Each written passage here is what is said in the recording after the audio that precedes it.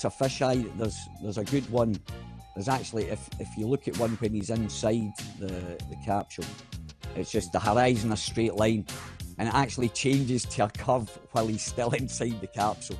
So it's quite funny that. You know, did you want to speak on this? Yeah. So this particular what you're referring to, this is Felix Baumgartner's jump, and it was about Baumgartner. It's about 120,000 feet, which is, I don't know, about a third of the way to the Kármán line, give or take, which is the limit for outer space. Right, so it's about 20, 24, 25 miles. This was not taken with a fisheye lens. One thing about fisheye lens or lens distortion, anything that has a wide view tends to distort horizontal lines, so you get this barrel effect, right?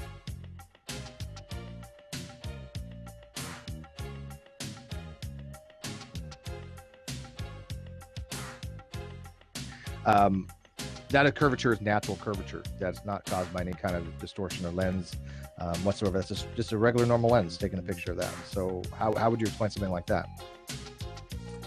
Because this is exactly what you're asking. Well, yeah, I mean, was that a normal lens? And also, yes. And also, I could look out at that, and I could see that as just as a circle in front of me. So if I was looking out at a big circle, it would obviously look curved, because the furthest point would be away from me if I was looking like that. And if we see in a certain distance around it, we see in a circle, for example, when we're on the beach, we've got a view in, we can only see 3 miles, 360 or 3.1 miles or something, 360. So if we're looking straight ahead and we see enough, obviously it's going to curve round like that anyway. And can look as if it's going like that. It can still look like that, as if we're curving round. But as again, I will go back to Neil deGrasse Tyson. He even says that the Felix Baumgartner, that wasn't curved that you saw there. Well, hang on, let me one sec. This picture was from Neil deGrasse Tyson's Twitter feed. Right. Directly taken from his Twitter feed. Well, and then I showed examples of wide-angle lenses, curving, horizontal. I tweeted that. You did. But I don't want to be a spoiled, curmudgeon or anything. I just wanted to put, I don't... Right, but, okay then. But the thing is, he said, and there's video, I wish I'd known we were going to do this, I would have showed you the video of him saying that it's impossible to see it from there. He even stipulates. Well, let me ask Dr. Prothero, looking at that image that we showed, what would you say about it? Well, it seems to be up at high enough elevation. Yeah, that's a curvature. You won't get that with a fisheye lens, because you also distort the images in front as well with a fisheye lens.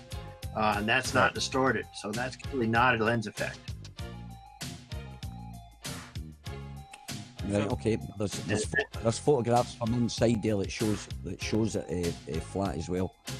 So that's what I'm saying. So I'm getting two different stories, and it's up to me to decide what it is.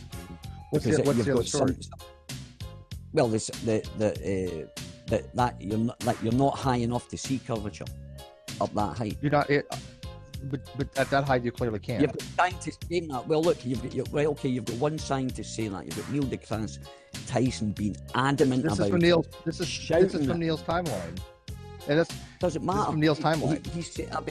But he spoke the words. He spoke the words saying that there's no way it could be curvature. I don't care what he's changed. What he was saying? Well, he is misunderstanding. No, Neil deGrasse Tyson once said, let me tell the story, because Dr. Prothero may not know the story. Neil deGrasse Tyson did say that you would need to have an acceptable amount of height to see the curvature of the Earth. And what he's talking about is an actual curvature that you can visualize with resolution with the eyes, such that you notice this like this. But to see actual curvature, that if you could take a picture and draw a line and kind of check it out visually compared to lower on the Earth to higher on the Earth, then you only need about 40,000 feet, 40 to 60,000 feet. You should be able to see something. Does that sound about right? Well, no, it's 60 to 70,000 feet. So, yeah. But that's hearsay, you understand? And then you've got him saying whatever we could argue this point all night, but he never said what you just said there, Steve. He was adamant. But we know how he couldn't. We know how to interpret it. I mean, do you agree that Dr. Tyson? Right. Well, do you you agree he is somebody who accepts the round Earth, right? I mean, he is an anti-flat earther. So why are you using him one case as a source, but then ignoring everything else that he's saying? It seems to be cherry picking.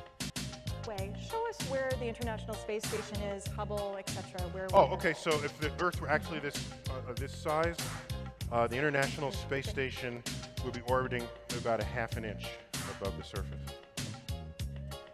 And that dude who jumped out of a perfectly good balloon, what's his name? Felix Baumgartner. He would have been about 2 millimeters above the surface of this globe.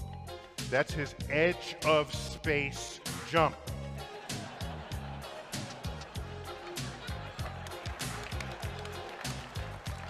Now, you know, I don't. He wants to. I don't have a problem if he does it, but the honesty of it would greatly diminish what I think people thought he was actually doing. And not only that, they made sure to photograph him standing there with a really wide-angle lens, which curves horizontal lines.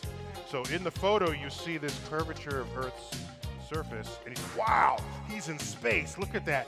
No, he's not. At that height, you don't see the curvature of the Earth if you are 2 millimeters above this beach ball. You just don't. That stuff is flat. And then I showed examples of wide-angle lenses. Where did I go wrong to make it like this?